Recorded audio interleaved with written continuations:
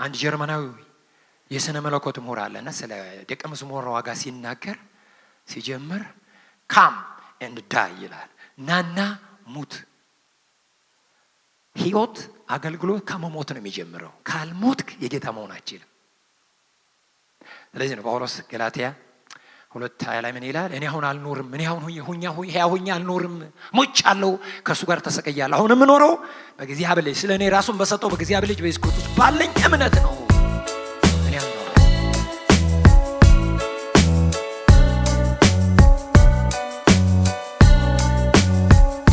የጌታችን የኢየሱስ ክርስቶስ ጸጋ ታውቃላችሁና በእርሱ ድነት እናንተ ባለጠጎች ትሆኑ ዘንድ ሲል ሀብታም ሲሆን ስለ እናንተ ድሃ ሆነ ይላል። ይህ ክፍል የሚያሳየን ስሜታዊ ፍቅርን ሳይሆን ስሜታዊ ኢሞሽናል አፕሊፍት የስሜት መገንፈልን ሳይሆን የሚያሳየን ተግባራዊ ፍቅርን ነው። ተግባራዊ መሬት የረገጠ ከስራው ጋር የተገናኘ ፍቅር ነው የሚያሳየን ይህ ክፍል። እንደ መግቢያ እዚህ ቦታ ላይ የምንመለከተው የወንጌልን ጥልቅ ምስጢር ነው። እዚህ ቦታ ላይ የምንመለከተው በእንግሊዝኛው ፓራዶክስ ይባላል። በአንድ ቁጥር ውስጥ በዚህ አንድ ቁጥር ውስጥ በጣም ጥልቅ የወንጌል ምስጢር አለ። በዚህ አንድ ቁጥር ውስጥ እንግዲህ የክርስቲያናዊ እምነት የልብ ትርታ ወይም ዋና ማዕከል ለመረዳት ከፈለግን ግዙፍ የሥነ መለኮት መጽሐፍ ማንበብ አያስፈልገንም። አንድ ጥቅስ ብቻ መመልከት በቂ ነው። ሁለተኛ ቆሮንቶስ ምዕራፍ 8 ቁጥር 9 ታላቁ ሥነ መለኮታዊ የሥነ መለኮት ምሁር ጄምስ ደኒ እንዲህ ብሎታል።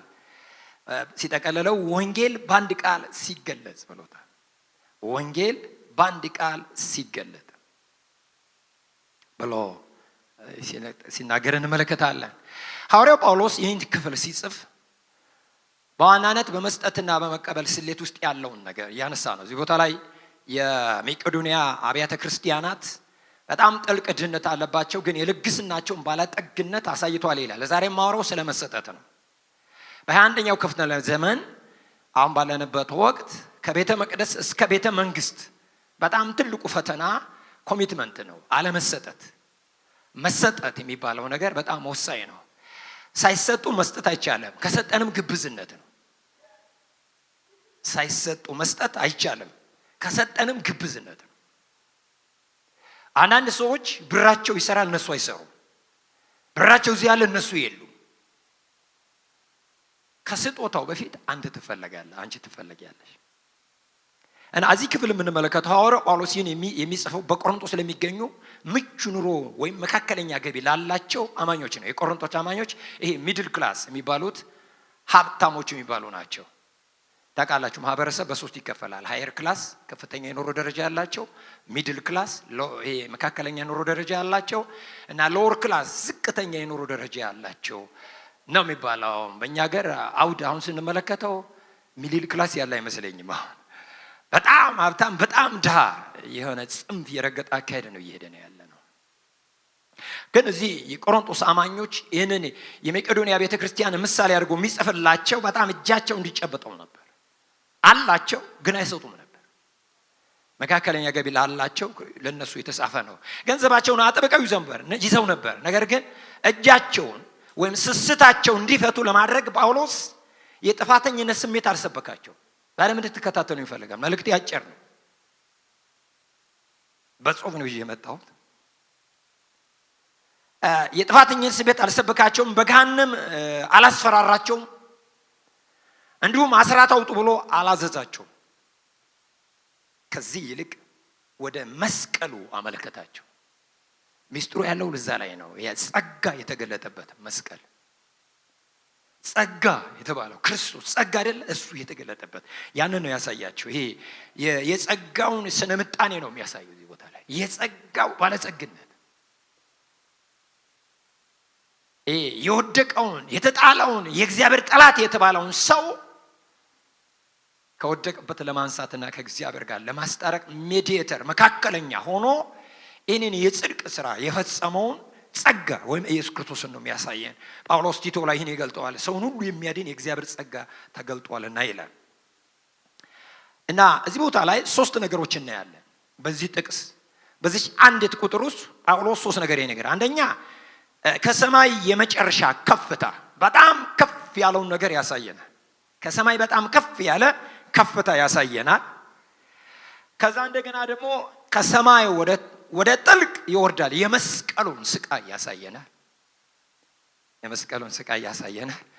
ከዛ ሶስተኛ ከዛ ተመልሶ ደግሞ ወደ ዘላለም ክብር ጉዞ ይወስደናል። እና እንትኑ ቪ ነው። ከላይ ይነሳል፣ እጅግ ከፍ ያለ ወረደ፣ እንደገና ወደ ላይ ሲወጣ ቪ ያሳየናል። ጳውሎስ እነዚህ ሰዎች ከታሰሩበት ነገር ለመፍታት እያሳያቸው ያለው የመስቀሉ ምስጢር ነው። ለኛም ይሆነልን። ዛሬም በእናንተ ፊት ቆሜ ሳገለግል ለኔም ለእናንተም አንድ ጸሎት አለኝ፣ የመስቀሉን ፍቅር እንዲገባን። ሰው የመስቀሉ ፍቅር ምርኮኛ ከሆነ ምንም የማይሰጠው ነገር አለ። እሱ ካልገባህ ጥሩ ሃይማኖተኛ መሆን ትችላለህ። እሱ ከገባን ግን ከዛ እናልፋለን። ስለዚህ ከዚህ ጥቅስ ሶስት ነገሮችን አንስተን እንመለከታለን። ሶስት መሰረታዊ ነገሮችን አንስተን እንመለከታለን። የመጀመሪያው ሉዓላዊ ሀብት የሚለውን ነው። ይሄ ሶቨሬን ዌልዝ። ኢየሱስ ክርስቶስ በጣም ሉዓላዊ የሆነ ሀብታም ነው። ለምን መሰላችሁ? ከየት አመጣው ብትሉኝ ሀብታም ሲሆን ይላል። he was so rich። ሀብታም ሲሆን ይሄ ሉዓላዊ ሀብት ሶቨሬን የሆነ ዌልዝ ሪች በእጁ ነው ያለው። ማን? ኢየሱስ። የክርስቶስ መስዋዕትነት ጥልቀት ለመረዳት በመጀመሪያ የግርማውን የክብሩን ከፍታ መረዳት አለብን። ጳውሎስ ሲጀምር ሀብታም ሲሆን ይለናል። ኢየሱስ ሀብታም የነበረው መቼ ነው? መቼ ነው ኢየሱስ ክርስቶስ ሀብታም የነበረው የሚለው ቢፎር ኢንካርኔሽን ስጋ ለብሶ ከመምጣቱ በፊት የነበረውን ትንሽ ነገር አንስተን እንድናይ እፈልጋለሁ። ጳውሎስ ስለ ኢየሱስ ምድራዊ ሕይወት እያወራ አይደለም። አሁን እዚህ ቦታ ላይ ዓለምን ከመፈጠሩ በፊት ወደ ነበረው ዘላለማዊነት ወደ ኋላ እየቆጠረ ነው የሚያሳየን፣ እየጠቆመ ነው የሚያሳየን። የእግዚአብሔር ልጅ ሀብት ምን ይመስል ነበር? የሀብታም ልጅ ሀብታም ነው አይደል?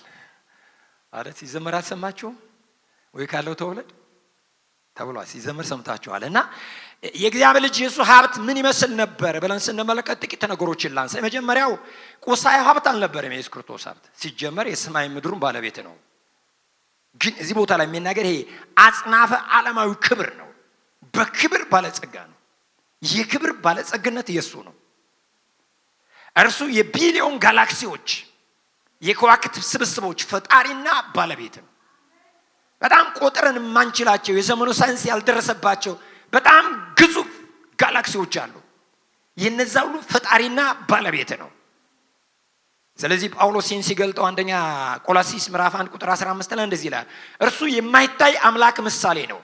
የሚታዩትና የማይታዩት ዙፋናት ቢሆኑም ወይም ጌትነት ወይም አለቅነት ወይም ስልጣናት በሰማይና በምድር ያሉት ሁሉ በእርሱ ተፈጥረዋልና።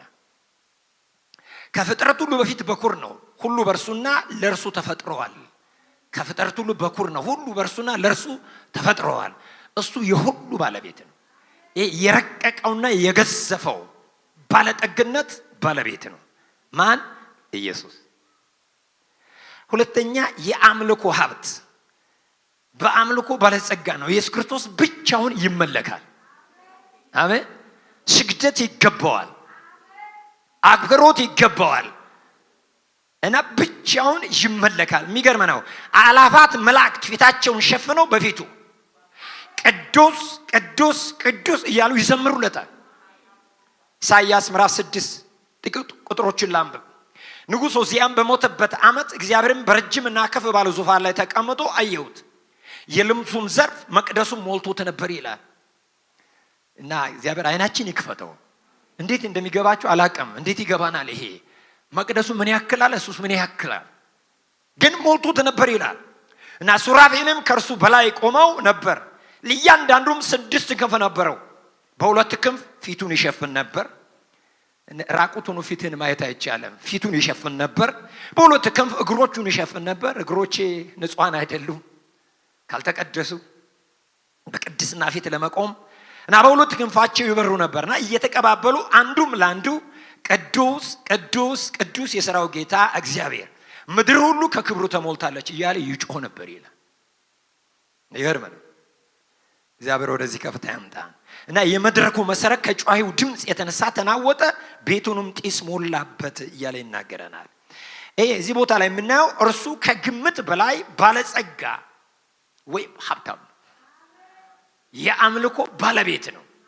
ብቻውን ይመለካል፣ ብቻውን ይሰገድለታል። እሱ ብቻ አምላክ ነው። እሱ ብቻ ሕግ ሰጪ ነው። እሱ ብቻ ፈራጅ ነው። እሱ ብቻ ንጉሥ ነው። እሱ ብቻ አዳኝ ነው። ብቻውን ይመለካል። ይገባል ይባላል። አምልኮ ለታረደው በግ ይገባዋል። እልፍ ጊዜ አላፋት መላእክት፣ ሺህ ጊዜ ሺህ መላእክት 24ቱ ሽማግሌዎች አክሊላቸውን አስቀምጠው ይገባል እያሉ ድፍት ይሉለታል።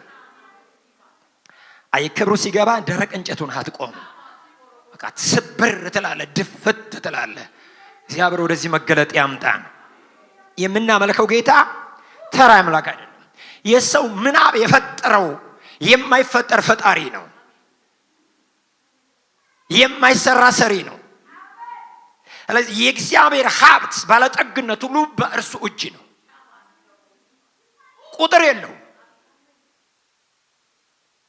እና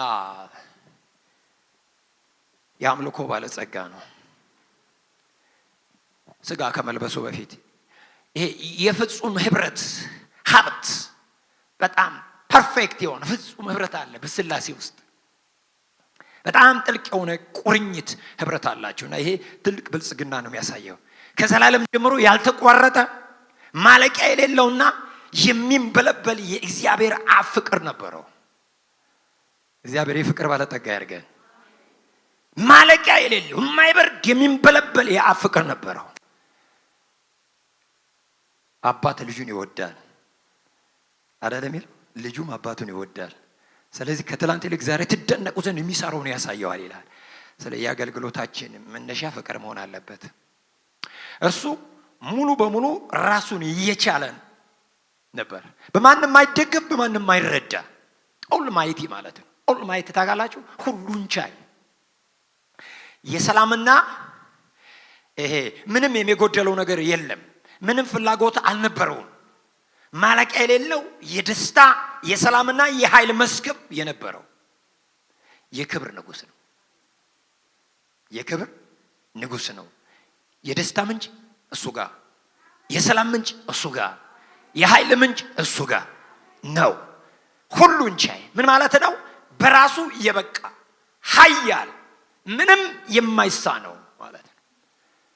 ያቃተ አንተን እንጂ እሱን አያቀተውም። የደከምሽ አንቺ እንጂ እሱን አይደክመውም። እንዲህ አይነት አምላክ ነው። ትልቅ ነው። ወደዚህ መገለጥ ያምጣል። ይህን ቃል ተዘጋጅቼበታለሁ ግን አልገባኝም። ከእናንተ ጋር እንዲገባኝ እማጸናለሁ በውስጤ። ካልገባ ክርስትና ከባድ ነው። ከባድ ነው። ኮሚትመንት ተሰጥቶ መስጠት የመሰጠት ውጤት ነው። ትክክለኛው ፐርፌክት ሳክሪፋይስ ፍጹም መስዋዕት ከመሰጠት የሚወጣ ነው። እና ጳውሎስ እነዚህን የቆሮንቶስ አማኞችን የክርስቶስ መስቀል ተገልጦላቸው የመስቀሉን ፍቅር በማየት ተሰብረው እንዲሰጡ ነው። ዝቅ እንዲሉ ለካ ያለኝ ሀብት አይደለም ሀብቴ ያንተ ነህ፣ ያለኝ ሀብት አይደለም ክብሬ ክብሬ ያንተ ነህ እንዲሉ። አንደኛ ነው እንግዲህ ስጋ ከመልበሱ በፊት ጌታችን ኢየሱስ ባጭሩ። ሁለተኛውን እንመልከት እና ሁለተኛው ላይ ያለው ቪው ከላይ ያለው ወረደና ታች ሲመጣ በፈቃደኝነት መክሰር። ባለጸጋው ነው በፈቃደኝነት መክሰር። በፈቃዱ ለኪሳራ ራሱን ይሰጣል። እዚህ ውስጥ በቃ ልክሰር ስለ ትውልድ፣ ልክሰር ስለ አንቺ፣ ልክሰር ስለ አንተ የሚል አለ እዚህ። ቢሆንን ተረማምደን አለ ተረማምደን እንጂ ተረማምደውብን እንዲሄዱ የሚፈቅድ አይመስለኝም። ይሄ በፈቃደኝነት መክሰር ማለት ነው። ድሃ ሆነ የሚለው ነው። ስለናንተ ድሃ ሆነ የሚለው ነው። እርሱ እጅግ ሀብታም ሆኖ ሳለ ምንም እንደሌለ ሆነ። እጅግ ሀብታም ነው ግን ምንም እንደሌለ ሆነ። እንግዲህ እዚህ ጋር በሰው ልጅ ታሪክ ውስጥ እጅግ ያስገረመው የሆነ የታሪክ መገለበጥ ነው የምንመለከተው። የክብር ንጉሥ ራሱን ባዶ ለማድረግ ለመክሰር ራሱን ሰጠ። ለመክሰር ራሱን ባዶ ለማድረግ ሰጠ። ጳውሎስ እዚህ ቦታ ላይ ለድሃ የተጠቀመው የግሪክ ቃል ፒቶኪያ ይባላል። ፒቶኪያ ይላል የግሪኩ ቃል። በጥንታዊ ዓለም ለድሃ የሚሆን ሁለት ቃላት ነበሩ። የመጀመሪያው ፔኔስ ይባላል። ፔኔስ ማለት የዕለት ጉርሱ ወይም ቁራሽ ዳቦ ለማግኘት በየቀኑ ጠንክሮ የሚሰራ ሰው ማለት ነው። ፔኔስ የዕለት ጉርሱ ለማግኘት በየቀኑ ጠንክሮ የሚሰራ የዕለቱን ማለት ነው። ፒቶኪያ የሚለው ግን ማለት ግን ፍጹም ድህነት መላጣ ድሃ ማለት ነው። መላጣ ድሃ ታውቃለህ? መላጣ ድሃ ባዶ ማለት ነው። ምንም የሌለው በህይወት ለመቆየት ሙሉ በሙሉ በሌሎች ጥገኛ የሆነ ለማኝ ድህነት ማለት ነው። ፒቶኪያ የሚለው የግሪኩ ቃል። ክርስቶስ ለማኝ ድሃ የሆነው እንዴት ነው? ይሄንን ነው እስቲ ክርስቶስ የመጀመሪያ ለማኝ ድሃ ነው። ሰው መሆኑ በራሱ ድህነት ነው። ለክርስቶስ ሰው መሆን ድህነት ነው። ሰው መሆኑ ራሱ ድህነት ነው። ስጋ መልበሱ ኢንካርኔሽን ስጋ ለብሶ መጣ ሰው የመሆን ድህነት። ያጽናፈ ዓለሙ ፈጣሪ ባንዲት ወጣት ማህፀን ውስጥ መግባቱ ትልቁ unlimited God. He's unlimited God. የማይወሰን የማይገደበው ባንዲት ደካማ በቁመት በመነጥር መጠን ካለች እዛ ሴት ማህፀን ውስጥ መግባቱ ውቅያኖሶቹን በእጁ የያዘው እርሱ ጡት መጥባትና መታቀፍ አስፈለገው። እንደ ደካማ ትንሽ በትንሽ ታናሽ ሴት እጅ ገብቶ ጡት መጥባት አስፈለገው። በተዋሰው ግርግም ውስጥ ተወለደ። ለቤተ መቅደስ መስዋዕት 2 እርግቦች ብቻ ማቀረብ ለሚችል እጅግ ድሃ ለሆነ ቤተሰብ ነው የተሰጠው። በጣም ድሃ ለሆነ ቤተሰብ ተሰጠው። መስዋዕት ሲያቀርቡ 2 እርግብ ነው የሚያመጣ። የመጨረሻ ድሃ የሚባለው መስዋዕት የሚያቀርቡ 2 እርግብ ነው። ለዛ ቤተሰብ ነው የተሰጠው ድህነቱ። እንደውም ኢየሱስ ክርስቶስ ጌታችን በሥጋ ወራት ምድር ሲመላለስ እንዲህ አለ፣ ቀበሮች ጉድጓድ አላቸው፣ ለሰማይ ወፎች ማደሪያ አላቸው፣ ለሰው ልጅ ግን ራሱን የሚያስጠጋበት የለውም የሚል ተዘዋዋሪ ሰባኪ ነበር። ቤት የሌለው ዘዋሪ ሰባኪ፣ የሁሉ ባለቤት ሆኖ የሁሉ ባዶ ኪሳራ ውስጥ የገባ ሰባኪ እና የመስቀሉ ድህነት አካላዊ ድህነቱ ለመንፈሳዊ ድህነቱ ጥላ ወይ ምሳሌ ብቻ ነበር። በመስቀል ላይ ኪሳራው ባዶ መሆኑ ተፈጸመ። ምድርን በአበቦች ያለበሳት እርሱ ራቆቱን ተገረፈ፣ ራቆቱን ሆነ።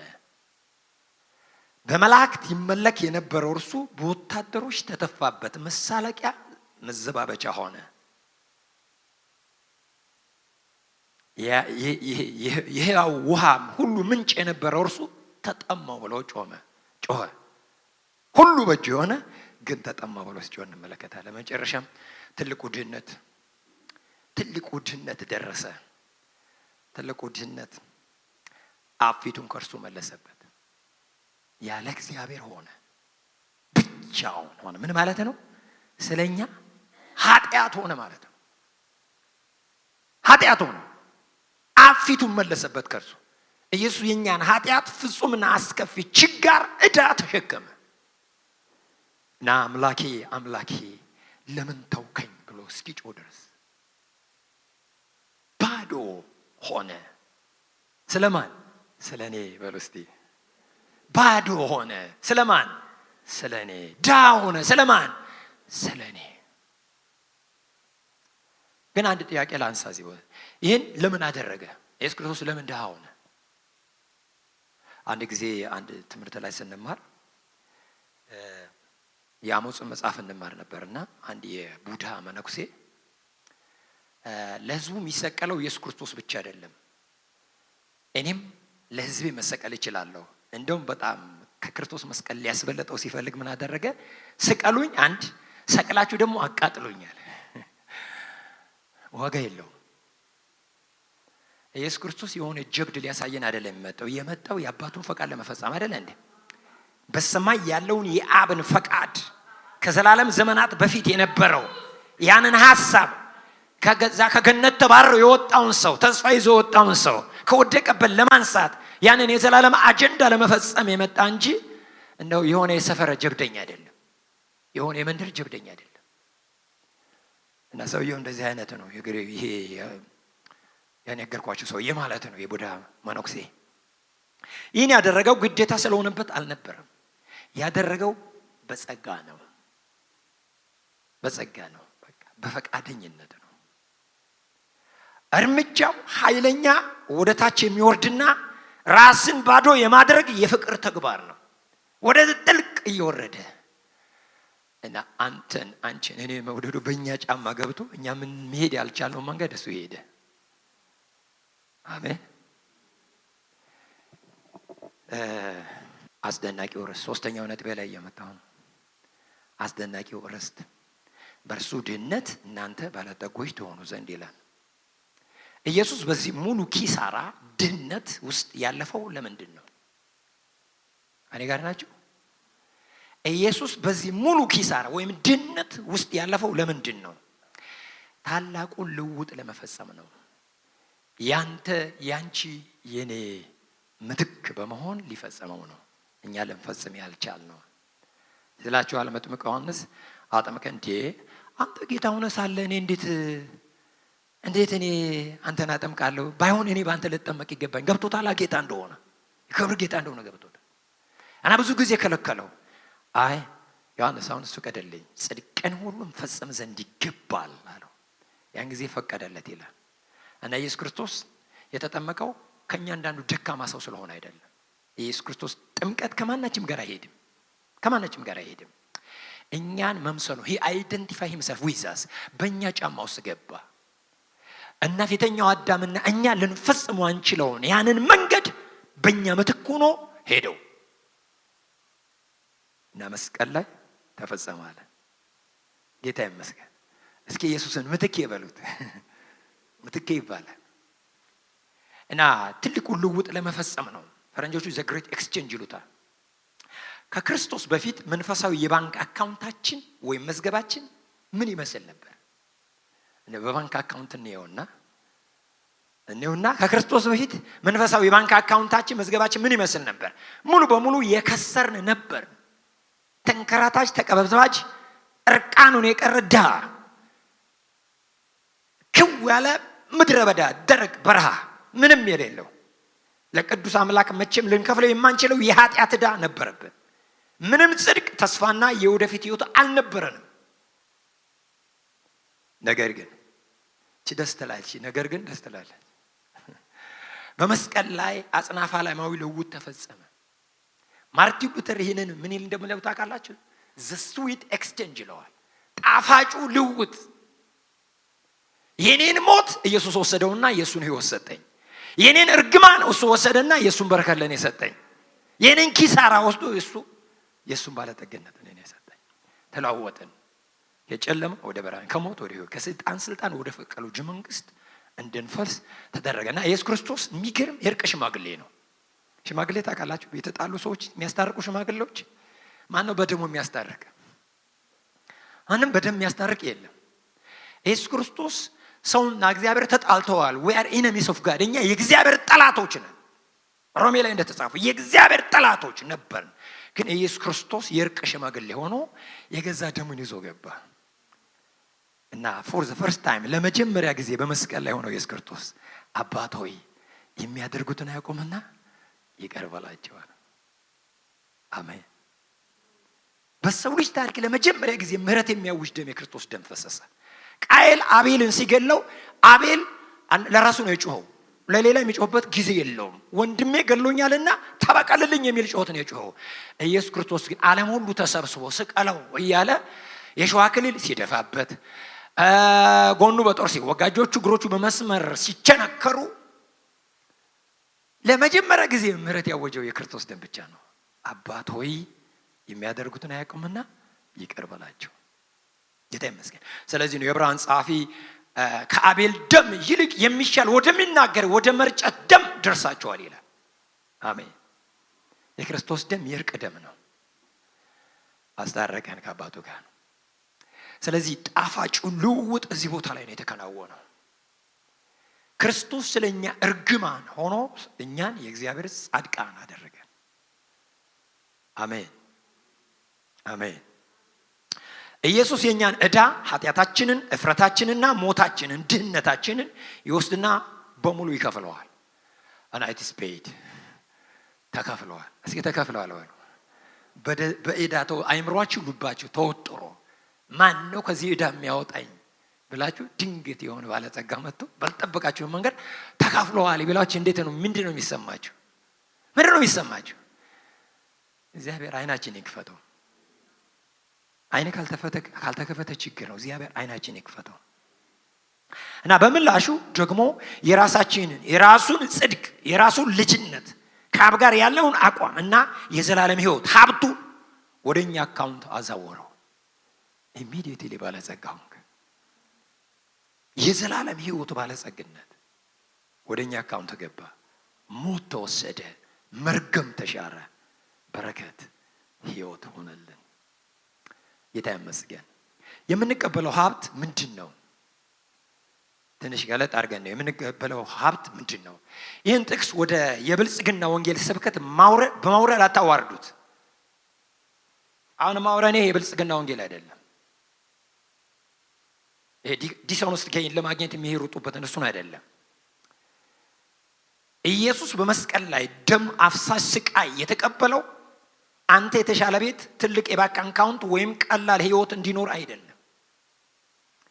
ቁሳዊ ሀብት ጊዜያዊ ነው። ይበሰብሳል፣ ይዝጋል፣ ይሰርቃል፣ ይጠፋል፣ ብል ይበላዋል። ኢየሱስ የሞተው የማይጠፋ እና ዘላለማዊ ሀብት ሊሰጠን ነው። አሜን ትላላችሁ? ኢየሱስ የሞተው የማይጠፋ እና ዘላለማዊ ሀብት ሊሰጠን ነው። በእርሱ ድህነት ምክንያት እንዘርዝራቸው ውስጥ ያገኘናቸው ነው። በሱ ድህነት ምክንያት ያገኘናቸው ነገሮች በአጽናፈ ዓለሙ ንጉስ በጸጋ ልጅ ሆነናል። እስኪ ልጅ ሆኛለሁ በሉ። በዘመን ቋንቋ የጉድፍቻ ልጅ የጸጋ ልጅ። ኢየሱስ ክርስቶስ የባህሪ ልጅ ነው። የአብ የባህሪ ልጅ ነው። እኛ የጸጋ ልጆች ነን። በምህረት በጸጋ እንዲያው ይቅር የተባለ ምንም ጽድቅ የሌለ የማይገባን ለሩሃማ የተባለ ምህረት የማይገባት የተባልነው ምህረት የሚገባት አለን ኢየሱስ። ሩሃማ ማለት ምህረት የሚገባት ማለት አይገባንም፣ ግን የተገባን በክርስቶስ ነው። በክርስቶስ የማይገባን የተገባቸው ተባለ። አሜን። ኃጢአት ሙሉ በሙሉ ተደመሰሰ። በእግዚአብሔርና በእኛ መካከል የሌለው ለዘላለም ሞት የጠበቀን ኃጢአት ሙሉ በሙሉ ተደመሰሰ። መንፈስ ቅዱስ በውስጥ አደረ። አሜን። የመንፈሱ ማደሪያ ተደረግን። ሀብት አይደለም እንዴ? አእምሮን ሁሉ የሚያልፍ ሰላም አለን። ምክንያት የሌለው ሰላም አለን። ስለ ጾምኩ፣ ስለ ጸለይኩ፣ አስራት ስለሰጠው፣ መባ ስለሰጠው፣ ፓስተር ስለሆንኩ፣ ነብይ ስለሆንኩ፣ ቄስ ስለሆንኩ ማትለው ምክንያት የሌለው ሰላም አእምሮን የሚያልፍ ልብን የሚገዛ ዓለም ስትናወጥ እንዳትናወጥ የሚያደርግ ሰላም ዓለም የማይሰጠን ከመስቀሉ የመነጨ የሰላም ምንጭ። ሰላም ለእናንተ ይሁን። ሰላም ላንቺ ይሁን። ሰላም ላንተ ይሁን። ከክርስቶስ ጋር አብረን ወራሽ ሆነን መንግስቱን ቆደ ራሱን እግዚአብሔርን ወራሽ ያደረገ እንዴት ቢወደን ነው። በጌታ በኢየሱስ ስም አይናችን ይክፈተው። አይ የመስቀሉ ፍቅር ከገባህ ምን ይቀራል? ምንድነው አንቺ ጋር የሚቀረው? ምንድነው አንተ ጋር የሚቀረው? ወገኖቼ የመስቀሉ ምስጢር እንዲገባን ጌታ ይርዳን። እንዲሁም በሰማይ የማይጠፋ የማይበላሽና የማያልፍ ርስት ተጠብቆናል። ያ ርስት ምንድነው? የዘላለም ሕይወት። በሰማይ የተጠበቀንን ርስት አለ። አንደኛ ጴጥሮስ ምዕራፍ 1 ቁጥር 4 ላይ በሰማይ የዘላለም ርስት ተጠብቆላችኋል ይላል። ብር አይደለም፣ ወርቅ አይደለም፣ የዘላለም ሕይወት ተጠብቆልናል። ኢየሱስ ድሃ የሆነው እኛን ባለጠጋ ሀብታም ለማድረግ ነው። ባለጠግነቱም የፍቅር ባለጸግነት የሞገስ ባለጸግነት፣ አሜን፣ የበረከት ባለጸግነት፣ የአዲስ ኪዳን ተስፋ ባለጸግነት፣ የዘላለም ሕይወት ተስፋ ባለጸግነት፣ የመንግስቱ ውርስ ባለጸግነት ይህን ሁሉ ሰጥቶናል። በክርስቶስ ያሉ ወንድሞች እህቶች ሰጠን። በክርስቶስ ወንድሜ በክርስቶስ እህቴ ተባባልን። የእግዚአብሔር ቤተሰብ ተደረግን። በሱ የተሰራልን ይሁን። ስናጠቃልል እና ወደ ተግባራዊ ትምህርት ስንመጣ ጳውሎስ ይህንን ግዙፍ ስነ መለኮታዊ እውነት ለቆሮንቶስ አማኞች ሲጽፍ እጅግ ተግባራዊ ለሆነ ምክንያት በጣም በጥልቀት በአንድ ጥቅስ ውስጥ በጣም ጥልቅ ስነ መለኮት ያለውን ነገር ጳውሎስ የጻፈበት ምክንያት ሁለተኛ ቆሮንቶስ ምዕራፍ 8 ቁጥር 9 በትክክል ከተረዳ ነው ከገንዘብና ከንብረት ጋር ያለ ግንኙነት ስር ነቀል በሆነ መንገድ ይቀይረዋል። የመስቀሉ ምስጢር ከገባን ውስጣችን የታሰረበት ነገር ይበጣጣል።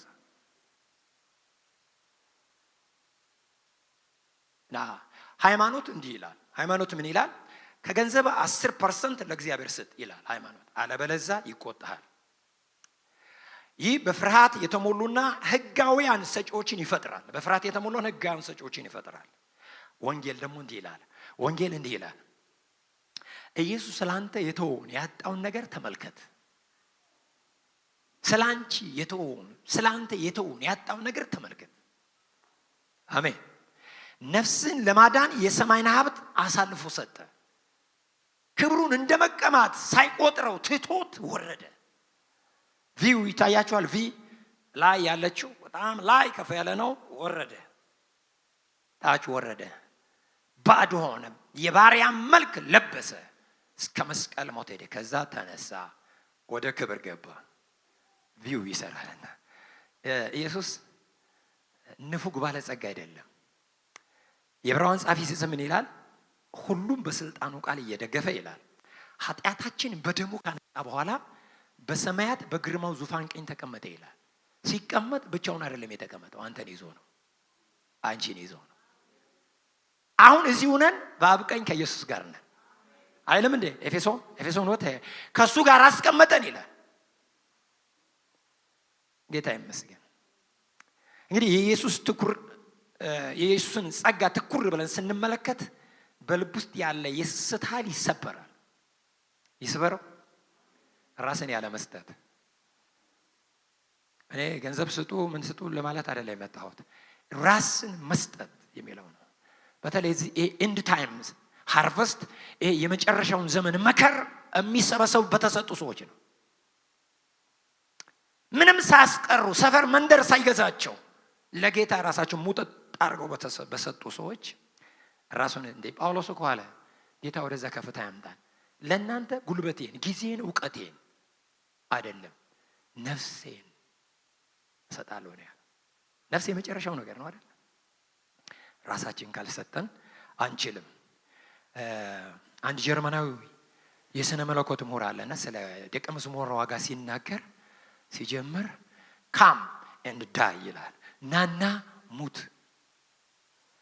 ህይወት አገልግሎት ከመሞት ነው የሚጀምረው። ካልሞትክ የጌታ መሆን አትችልም።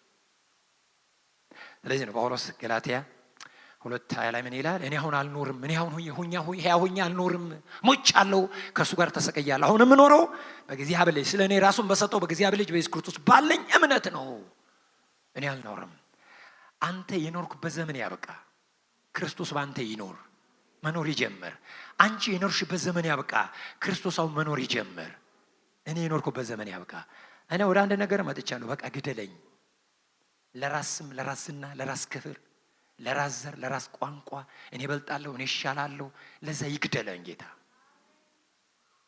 ካትሪን ኩልማን የምትባለው የእግዚአብሔር ሴት በጨለማው ዘመን ሴቶች በጣም በሚናቁበት በዛ ዘመን የምታበራ ከዋክብት አድርጎ ነው ጌታ ያስነሳት እና መሰዋው ላይ ስትቆም እንደ let me die ትላለች።